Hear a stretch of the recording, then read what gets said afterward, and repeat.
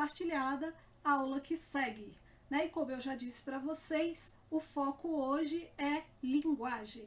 Mas o que é linguagem? Essa é uma grande pergunta. Apesar de fazer parte do nosso cotidiano, né? Muitas vezes, se eu perguntar para uma pessoa o que é linguagem, você sabe usar, mas definir o que é linguagem acaba se tornando uma missão um tanto quanto complicada. Então, o foco hoje é tentar entender um pouquinho a respeito disso. Bem, na tela de vocês aparece uma imagem e nesta imagem nós vamos encontrar uma forma de comunicação. Em muitos lugares nós encontramos imagens como essa. E essa imagem comunica alguma coisa, informa alguma coisa, com certeza, né? Você, normalmente, quando a vê, vai entender a informação passada. Da mesma forma, em outro momento, nós temos aí uma imagem, só que agora também fazendo uso de palavras. E essa imagem também comunica, também informa alguma coisa. Então, quando nós falamos de linguagem, tá? Vocês vão encontrar várias teorias a respeito, e aí eu vou começar utilizando uma frase de Aristóteles a respeito desse assunto. Ele diz que linguagem, somente o homem é um animal político, isto é, social. Quando ele está falando de político aqui, ele está falando do cidadão que vive numa polis, numa cidade. Então, é o cidadão social e cívico, porque somente ele é dotado de linguagem. E aí depois ele continua: a linguagem permite ao homem exprimir-se e é isso que torna possível a vida social. Então, a linguagem torna possível a vida social. No nosso dia a dia, nós temos a linguagem humana, e muita gente fala numa espécie de linguagem animal. Então, gente, existe uma linguagem animal? Sim, existe uma linguagem animal. Nós temos uma linguagem estática, condicionada, né, não consciente, instintiva, mas os animais conseguem se comunicar. Mas não é uma linguagem como a linguagem humana, baseada no raciocínio, uma linguagem consciente, uma linguagem intencional, dinâmica e criativa, né? Então, a linguagem humana nos dá a capacidade de nos tornarmos seres sociais, né? Cidadãos que vivem em sociedade. A linguagem humana, segundo os PCNs, os Parâmetros Curriculares Nacionais, a linguagem é a capacidade humana de articular significados coletivos e compartilhá-los. E aqui continua dizendo: a principal razão de qualquer ato de linguagem é a produção de sentido. Então, o ato de linguagem, né, tem uma razão, e essa razão é a produção de sentido, tá? Então, vamos agora a uma definição de linguagem.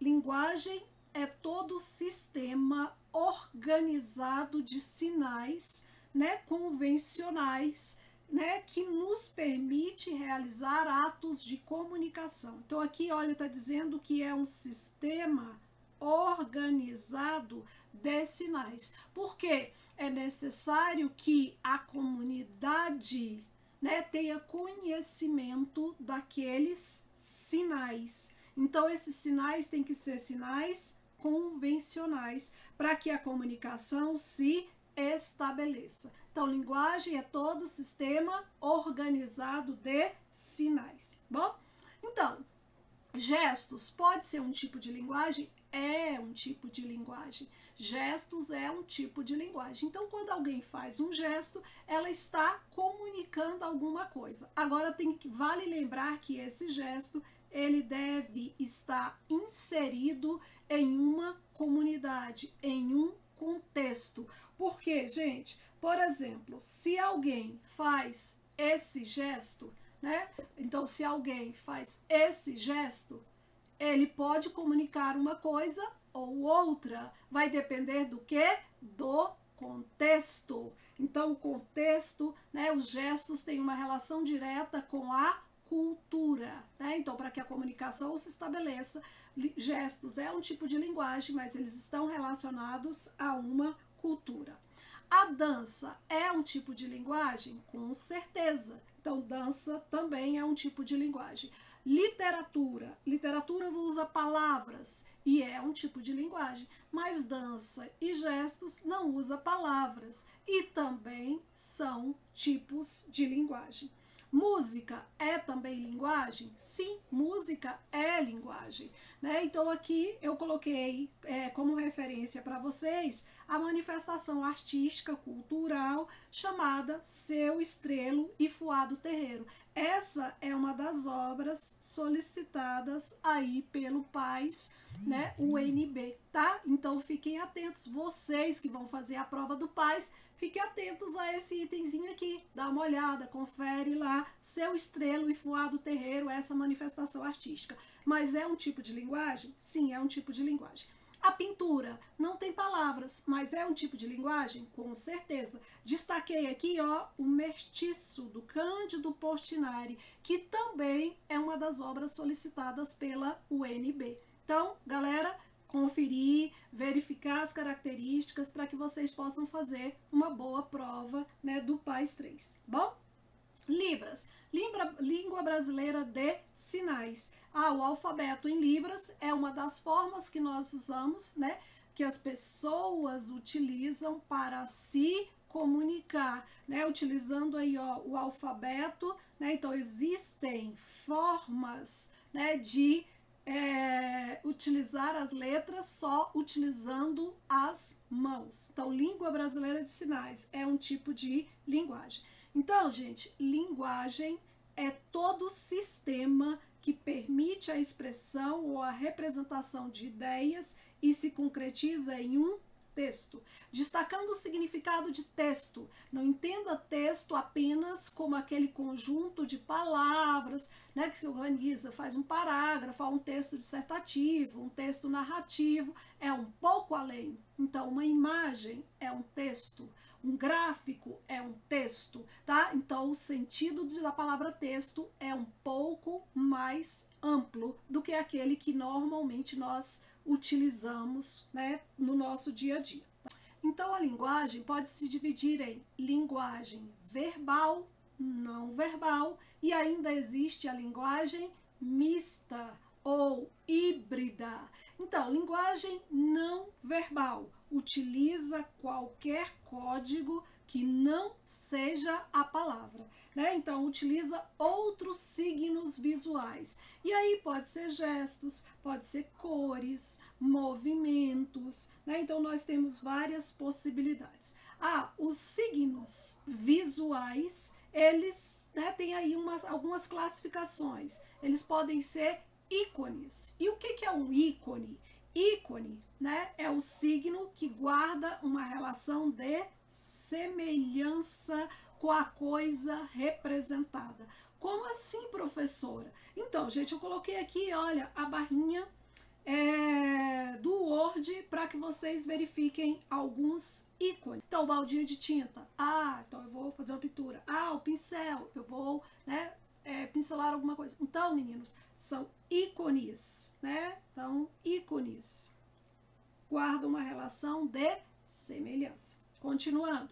Signos visuais. Existem alguns signos que são chamados de índice.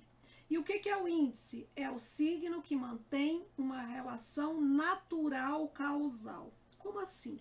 Se vocês observarem aqui na imagem do lado, vocês vão visualizar pegadas. Aí quando eu vejo pegadas na areia, qual é a relação natural, causal que isso me traz? Gente, eu entendo que alguém passou por ali, porque essa pessoa deixou pegadas, né? Se eu vejo uma nuvem negra no céu, eu pressuponho que vai chover, porque é um índice, é uma possibilidade, né, de que haja chuva. Se eu vejo fumaça numa casa, num apartamento, né, sinais de fumaça, aí eu vou pressupor que há fogo, né? E aí um incêndio, possivelmente. Perceberam? Índices, tá? E existem ainda símbolos. Símbolos é um signo que se fundamenta numa convenção social e pode variar de cultura para cultura. Como assim? Se a gente pensar nas cores, por exemplo. Então, as cores, quando nós utilizamos, dependendo da cultura, tem um significado. A cor, na cultura ocidental, significa, a cor vermelha, significa amor, perigo, ação. Já na cultura do Extremo Oriente, significa prosperidade, fortuna, vitalidade. E aí, olha, vem várias cores aí. Eu não vou entrar no mérito de cada uma delas, mas é só para mostrar para vocês que os símbolos estão relacionados a cada cultura, tá bom? Já vimos a linguagem não verbal. Agora vamos falar sobre a linguagem verbal. Aí é aquela que tem por unidade a palavra, ou seja, o signo linguístico. Opa! Signo linguístico. O que é signo linguístico? Bem, é a palavra. Então, a palavra, para um determinado termo ser considerado uma palavra, ela tem que ter significante e tem que ter significado. Opa, o que é isso? Gente, o que é o significante? É o conjunto de letras, tá? M-E-S-A, quando eu escrevo. E é o som, o fonema, quando eu falo, né? Então, esse conjunto, seja de sons ou de letras, isso é considerado o significante. E o que é o significado? É a mesa propriamente? Não. É o que te traz a memória. Quando você ouve a palavra mesa, aquilo que vem à sua cabeça, isso é o significado. Então, significante, significado. Pegando aí a palavra papagaio. Gente, significante, conjunto de letras ou conjunto de sons, fonemas, ok? E significado? Bem, quando você fala de papagaio, a palavra solta, assim como está, a gente vai lembrar de uma ave, né? Geralmente de penas verdes, que imita a voz humana, certo?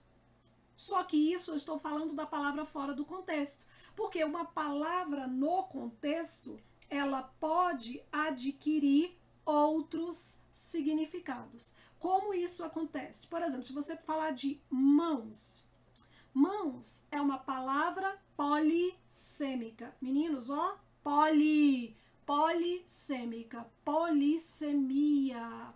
Então, vários sentidos, significados. Então, a palavra polissêmica é o fenômeno ocorrido com a palavra que é capaz de simbolizar várias ideias, dependendo do que? Do contexto linguístico, tá? Então, Paula tem uma mão para cozinhar que dá inveja.